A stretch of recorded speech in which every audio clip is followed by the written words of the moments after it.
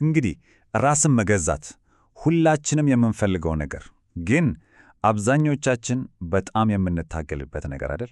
ትልልቅ ህልሞችን ማየት ቀላል ነው፣ ግን ዋናው ፈተናው ያለው እኮ በየቀኑ ሳያቋርጡ ለዛ ህልም መስራት ላይ ነው። እናም በዚህ ዝግጅታችን ውስጥ የምናየው ነገር ቢኖር ራስን መገዛት ማለት ከሰማይ የተሰጠ ልዩ ስጦታ ሳይሆን ማንኛውም ሰው ሊገነባው የሚችለው ክህሎት መሆኑን ነው። እንግዲህ ዛሬ የምናያቸውን ነጥቦች በቅደም ተከተል ስናያቸው በመጀመሪያ ራስን መገዛት ክህሎት እንደሆነ እንመለከታለን። ቀጥሎ ደግሞ የውስጥና የውጭ ጨዋታውን እንፈትሻለን። ከዛ በሂደት ውስጥ ያለውን ልፋት እንዴት መቀበል እንዳለብን እናያለን። በመጨረሻም ደግሞ የዚህ ሁሉ ጥረት እውነተኛ ሽልማት ምንድን ነው የሚለውን እንመለከታለን። እሺ፣ እንግዲያው ወደ መጀመሪያው ክፍላችን እንገባ። እዚህ ላይ ራስን መገዛት ላይ ያለንን አንድ ጥልቅ የተሳሳተ ግንዛቤ እንፈትሻለን። ይህንን መረዳት በጣም ወሳኝ ነው። ለምን መሰላችሁ? ለቀጣይ ጉዟችን መሰረት ስለሚሆንን። እስኪ አንድ ጥያቄ እንጠይቅ። ራስን መገዛት ማለት የተወሰኑ ዕድለኛ ሰዎች ብቻ ይዞት የሚወለዱት አይነት አስማታዊ ነገር ይመስላል አይደል? ግን እውነት ይህ አመለካከት ትክክል ነው? መልሱ በጣም ግልጽ እና ደስ የሚል ነው። በፍጹም አይደለም። ራስን መገዛት ማለት ልክ እንደ ክህሎት ነው የሚታየው። እስቲ አስቡት። ልክ አንዲት ትንሽ ዘርን ተንከባክበን ትልቅ ዛፍ እንደምናደርገው ማለት ነው። በጊዜ ሂደት የምናዳብረው ነገር ነው። እና ይሄ ምን ማለት ነው? ሁላችንም በውስጣችን ይህንን አቅም ይዘናል ማለት ነው። እንግዲህ ራስን መገዛት ክህሎት ከሆነ እንዴት ነው የምንገነባው? ነገሩ የሚጀምረው ከውስጥ ነው። ከውጪ ከሚታየው ድርጊት በፊት ውስጥ ያለው ነገር ነው ዋናው። እናም በዚህ ክፍል የምናየው ለዘላቂ ስኬት የሚያስፈልገንን የአእምሮ መሰረት ወይም የውስጥ ጨዋታውን እንዴት መቆጣጠር እንደምንችል ነው። እንግዲያው ይህን ጠንካራ የውስጥ መሰረት ለመገንባት 4 ቁልፍ ነጥቦች አሉ። የመጀመሪያው ለምን የሚለውን ጥያቄ መመለስ ነው። ማለትም ለምንድን ነው ይህን ነገር ማድረግ የምንፈልገው? ይሄ የጉዟችን ነዳጅ ነው። ሁለተኛው በሚገርም ሁኔታ በጣም ከትንሽ ነገር መጀመር። ዋናው ነገር እኮ መጀመሩን ነው፣ ማንም ባያየው። ሦስተኛው ደግሞ በምንም አይነት ሁኔታ የማንተዋቸውን የማይደራደሩባቸውን ልማዶች መገንባት እና አራተኛ አካባቢያችንን ማስተካከል፣ ስኬታችንን የሚያግዝ ፈተናን የሚቀንስ አይነት አካባቢ መፍጠር። እሺ፣ የውስጡን ጨዋታ ካየን አሁን ደግሞ ወደ ውጩ እንምጣ። ያ የገነባነውን የውስጥ ጥንካሬ በተግባር በውጭው ዓለም እንዴት ነው የምናንጸባረቀው?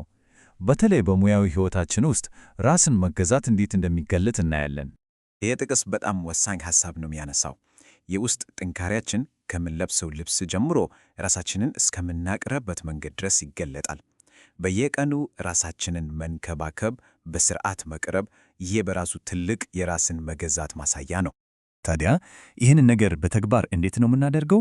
ምንጩ በጣም አሪፍ ሞዴል ነው የሚያቀርበው። የ6S ሞዴል ይባላል። ይሄ በየቀኑ ራስን መገዛትን በቀላሉ ለመለማመድ የሚረዳን ማዕቀፍ ነው። ነገሮቹ ቀላል ናቸው። መላጨት፣ መታተብ፣ ጥሩ መዓዛ እንዲኖረን ማድረግ፣ ጫማችንን ማሳመር እና ፈገግታ። ቀላል አለባበስም አይረሳም። ይህን ሞዴል ደግሞ በተግባር ስናየው ለምሳሌ ለወንዶች ምንጩ እንደሚለው የአበባ ዲዛይን ያላቸው ሸሚዞችን ከመልበስ ይልቅ ቀለል ያሉ ልብሶችና ቀበቶዎችን መጠቀም ይመከራል። ለሴቶችም በተመሳሳይ ትኩረት የሚስብ አይነት ሜካፕ ወይም ጌጣጌጥ ከማብዛት ይልቅ ክብር የሚሰጥ አለባበስ ላይ ማተኮር። ይሄ የውጭው ጨዋታ አካል ነው። ኦኬ፣ የውስጡንም የውጭውንም ጨዋታ አየን።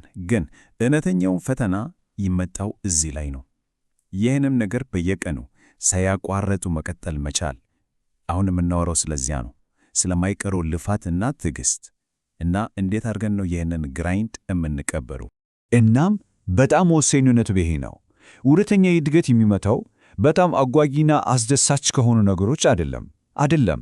የሚመጣው ማንም ሳያይ በየቀኑ ከምንደግመው አንዳንዴም አሰልቺ ከሚመስለው ሥራ ነው።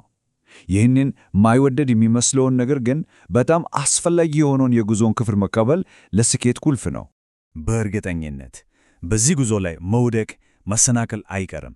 አንድ ቀን እቅዳችንን ባንፈጽም አለቀ፣ ተበላሸ ማለት አይደለም በጭራሽ። ዋናው ጥያቄ ከዛ በኋላ ምን እናደርጋለን የሚለው ነው። ለራሳችን ይቅርታ ማድረግ፣ ከስህተቱ መማር እና ወዲያውኑ ወደ መስመር መመለስ። ቁም ነገሩ እኮ ይሄ ነው። ራስን መገዛት ማለት ፍጹም መሆን ማለት አይደለም።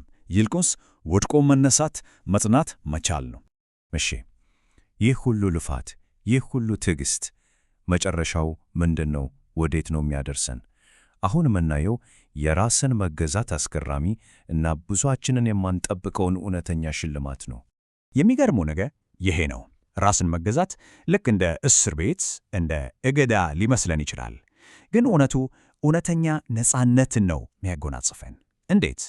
መዋቅር ሲኖረን ግባችን ላይ ለመድረስ ነፃ እንሆናለን።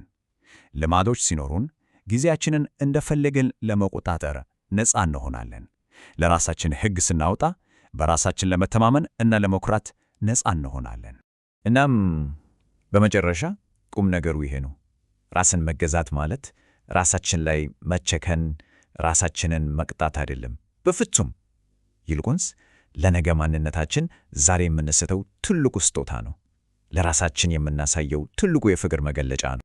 እናም ይህንን ትንታኔ ስንዘጋ አንድ ጥያቄ ልናነሳ፣ ከዛሬ ጀምሮ ለራሳችን ምን አይነት የወደፊት ሕይወት ነው የምንገነባው?